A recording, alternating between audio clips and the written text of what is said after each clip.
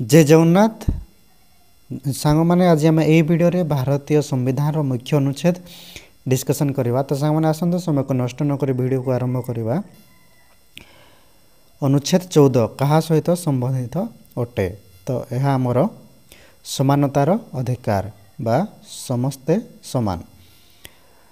अनुच्छेद 15 कौन कहे?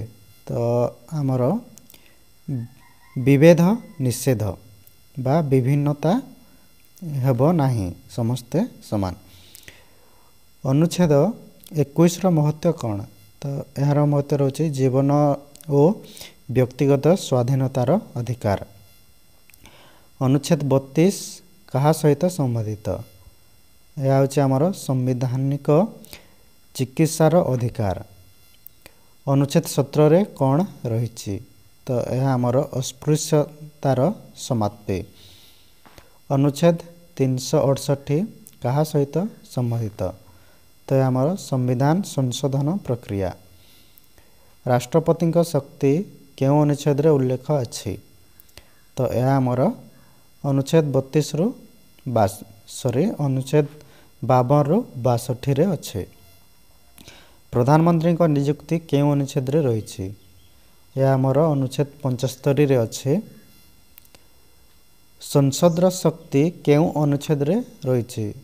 यह आमर अनुच्छेद 79 रु 122 पर्यंत अच्छी। राज्यपाल शक्ति क्यों अनुच्छेद रे रही? ना, यह आमर अनुच्छेद 153 रु 162 पर्यंत अच्छी। जरूरी स्थिति विधान क्यों अनुच्छेद रे रही? तो यह आमर अनुच्छेद 352 रु 360 पर्यंत अच्छी। मौलिक कर्तव्य क्यों अनुच्छेद रे जोड़ा जाइए ना, यह आमर अनुच्छेद 51A रे अच्छी, जहाँ 82तम संशोधन रे अच्छे रे करा जाइथला। 82तम संशोधन रे यह करा जाइथला। भारत एक धर्मनिरपेक्ष राष्ट्र, यह केउठी उल्लेख करा जाइछि? ना, यह आमर संविधान प्रस्तावना रे उल्लेख करा जाइछि।